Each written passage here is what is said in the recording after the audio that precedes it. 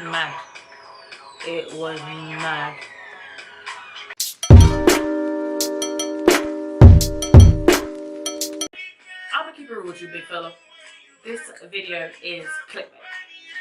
Not 100% clickbait, but I may be exaggerating a little bit. Just a teensy little bit. I'm gonna go straight into the story. I'm not gonna waste any time. So as you guys know, if you've watched my previous video, I lived in Ghana for about 5-6 years, and during that time loads and loads of stuff happened. A lot of interesting stuff happened. I'm just remembering some of the stories. Today's story, what I'm going to tell you, is about the time I almost died. Oh, I thought I was going to die. It's quite a short story. Okay. This happened when I was in the boarding house. So there was a little bit of time before our dinner time that we used to sometimes go and study. I was totally fine. I was perfectly fine. I wasn't feeling unwell or anything. And I started feeling very, very weak, and like I felt like something really heavy was just sitting on my chest, and then all of a sudden I couldn't breathe. Like I just started hyperventilating, and my hands had kind of like seized up and they were like stuck like that, and I couldn't move, and my head was like just drooping on the table, and I was just trying to breathe and I couldn't breathe. And I thought, oh my god, what's going on, what's going to happen to me? So I thought, I was so scared. I thought, oh my god, if I get up and I try to move, what if I fall down and really hurt myself? What if no one finds me? I was just so scared. I was thinking, oh my god, I couldn't even move. Like everything was stuck. Like I couldn't do anything, and I was just thinking about all of that fear. I started crying, and if someone came and they found me, and I was like, oh my god, are you okay? What's wrong? What's going on? What's going on? And I just kind of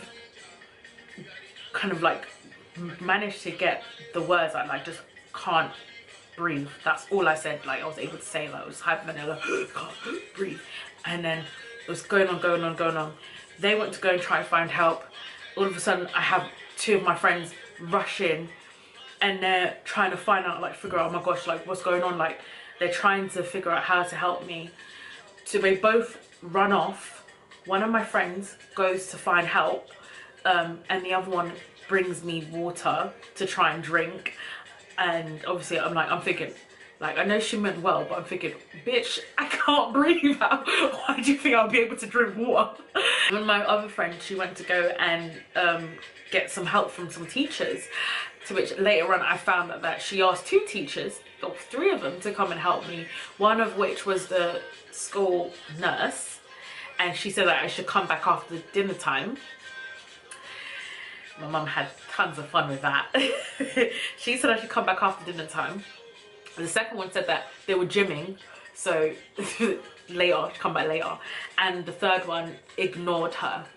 So she's there scared, doesn't know what to do. I think somehow, I don't know how it happened, but somehow they managed to go and get one of the kitchen staff who we were really close to. And so she came and she literally picked me up, a whole me, like a whole me. I was smaller than, but like me, like a whole me. She picked me up, carried me on her back, down 2 flights of stairs, into a car, and rushed me to the hospital. At that point in time, I was thinking like, shit, like what is going on? Like, so when we got to the hospital, they ended up telling me I had malaria, and I was like, I've had malaria before. That wasn't no damn malaria. Like, what the hell?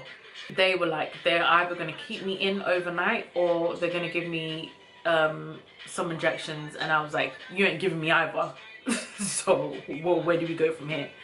I think we managed to get through to my mum, and that night when I got back home from the hospital, my stepdad was around, and he picked me up and he took me home. So I was actually all right when I got home. Like I wasn't feeling unwell or anything. It was just that moment that I just, for some reason, I just wasn't able to breathe anymore. And it, you know, something really odd happened. So when I got home, I told my mum about what the teachers said, and how they weren't trying to help me, and that obviously the kitchen staff were the people that came to help me, and she was just, and if you know my mum, if you know me and you know my mum, then you know that once my mum is, once you get her angry, like, run for cover. Basically, she will finish you if she has to. Like, she just doesn't business at all. I remember we went, I don't even know things. I don't even remember her speaking to anybody, but all I know is that when I got back to school, I just remember all the teachers coming to apologize to me. And another one of them, which I didn't really like, which is the one that ignored my friend when she went to go and call him, he was like, no one ever came to call him and blah blah blah. And I was like, well, I know for a fact that someone came to call you and you decided to ignore it. But he didn't really say anything much after that, because I think my mum had already dealt with him, so I don't really know what she did. But my mum caused a lot of trouble in school, actually. My mum caused a lot of trouble in school. My mum caused so much trouble in school that everyone was scared of her, like, including my friends. Like, there was even a point in time where if I was hanging around with my friends, especially my male friends, and my mum was pulling up to come pick me up, they'd all disperse, and I'd just be standing there like a lemon, like, okay, all my friends are gone.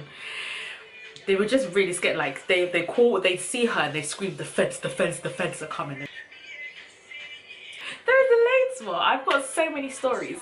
I'm not great at telling stories, but I try, and I've got so much stories to tell you, but I'm going to leave it here for now. I'm going to do part 3 at a later